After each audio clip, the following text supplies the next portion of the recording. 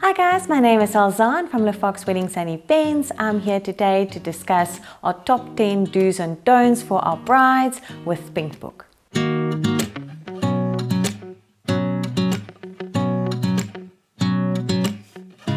It might seem that it's something that you will not do, but we all get caught up in planning a fairytale wedding that you've dreamed of since you're a little girl. It's also not just another party you're planning, it's a celebration that you celebrate the love that you have for one another. Sit your fiancé down, hear his vision of his ideal wedding, and put your ideas and thoughts together, and by doing that, you're essentially planning a wedding that is a representation of you as a couple together. Your bridesmaids is your best friends, your family, your in-laws. They're not just there to help you throughout your wedding planning process, to hold your bouquet, or to help you with your dress when you go to the bathroom. They are your emotional and your support system throughout this whole planning process. Don't let this happen. Put yourself in their shoes and treat them the way that you would like to be treated, and enjoy and have fun, as they are your friends and they will be with you long after your wedding. We all have that one bride that we are jealous of that has baked her own 3-tier wedding cake, sewed her own wedding dress, or even set up and DIY'd her entire wedding decor.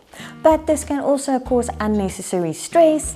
I'm not saying don't DIY, I'm saying DIY certain elements.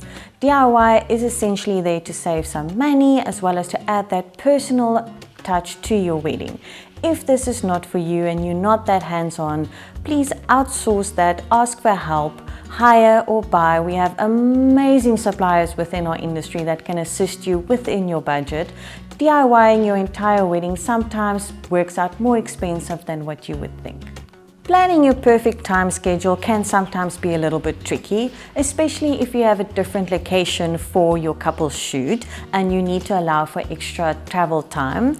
Ensure your guests are comfortable, there's enough shading, they've got enough seating, that there are more than enough beverages as well as food to go around, as well as some form of entertainment if it's a live artist, a music element, or lawn games. Ensure that they are comfortable and they're not unhappy. Pre-drinks we normally take about an hour and a half to 40 minutes, and then it takes us about 15 to 25 minutes to move your guests over to the reception. This allows you for that extra time you need with your couple shoot. Within this time is when your guests find their seats, they go to the bathroom, they get something to drink, and then they settle down. If you're a people pleaser like myself, you find it very difficult to say no, but you end up saying yes. But it's very important to understand that it is okay to say no. At the end of the day, it's your most special day that you celebrate each other and the love you have for one another. Your friends and your family, whoever it is, will understand and would need to respect your boundaries. The last thing you want to do is be stressed out by planning a wedding based on everybody else's opinions. So don't let somebody talk you into doing something that you don't want. There's various ways to keep organized. We have such amazing tools available to us, if it's in the form of a Google Excel spreadsheet or the various apps we have available to make sure that you're on top of all your wedding planning.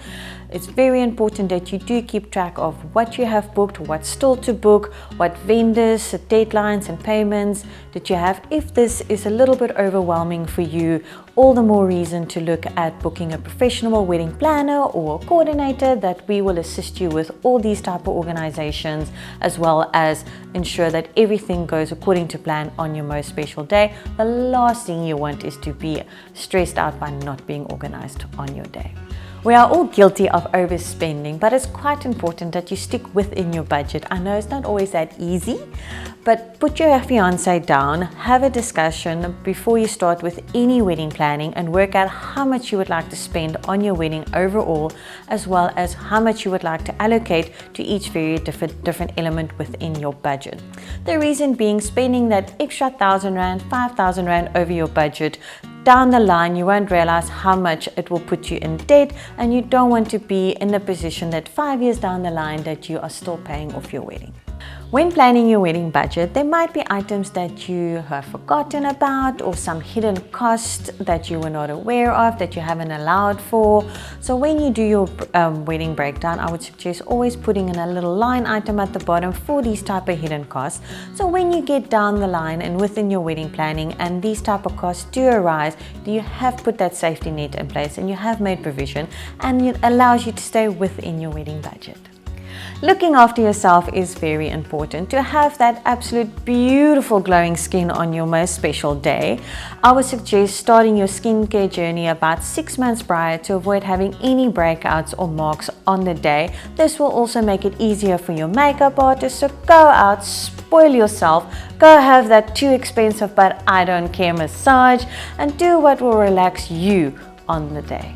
Booking appointments with your vendors is very important. I would suggest about 3 to 6 months prior to your wedding day to start booking in these appointments to avoid disappointment, as well as to ensure availability.